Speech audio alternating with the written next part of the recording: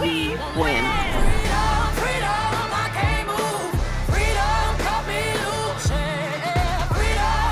It is a very wonderful good morning, and I want to welcome you so much to the analytical desk. We're doing so much with politics. We want to understand what is the current caution when it comes to American politics.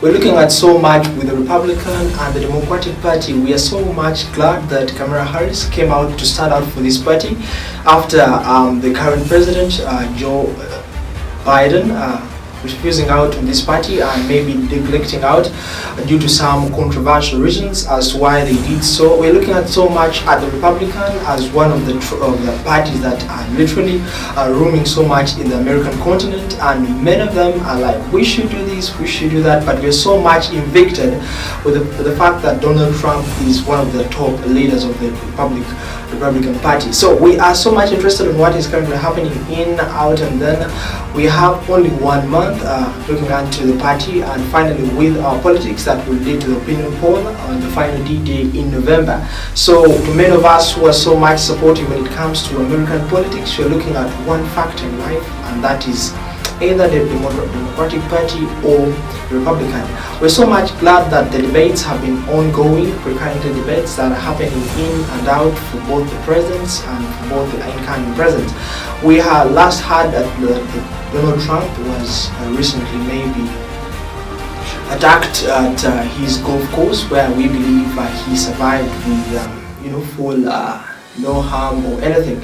But we're so glad that things are happening as they should be in the right track. But we are updating you so much here in the analytical desk, so much with American politics and so much with understanding how things are running. We're so much glad that this is a countdown for both Kamala Harris and Donald Trump. We are so much waiting to see what will the goal give out and what should we wait for to come out the next docket. Donald Trump left us the worst unemployment since the Great Depression. Donald Trump left us the worst public health epidemic in a century. You will see during the course of his rallies, he talks about fictional characters like Hannibal Lecter. He will talk about windmills cause cancer. And what you will also notice is that people start leaving his rallies early out of exhaustion and boredom. People don't go to her rallies. There's no reason to go. And the people that do go, she's bussing them in and paying them to be there.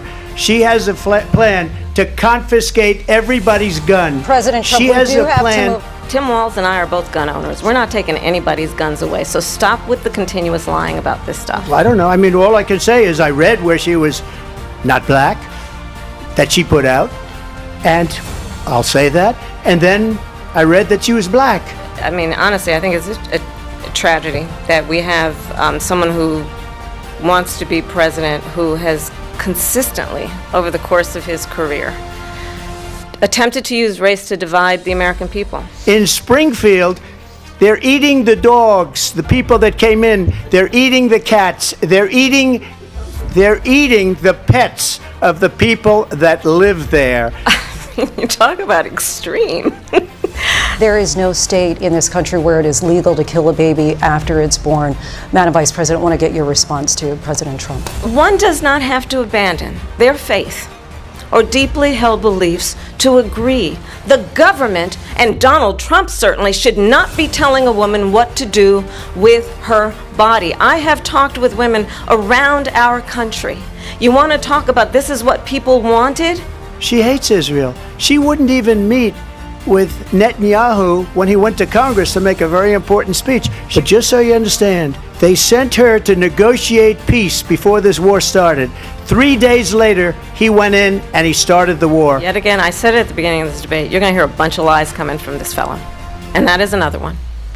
When I went to meet with President Zelensky, I've now met with him over 5 times. The reality is, it has been about standing as America always should. If Donald Trump were president, Putin would be sitting in Kyiv right now. So I think you've heard tonight 2 very different visions for our country. One that is focused on the future, and the other that is focused on the past. She's been there for 3.5 years. They've had 3.5 years to fix the border. They've had 3.5 years to create jobs and all the things we talked about.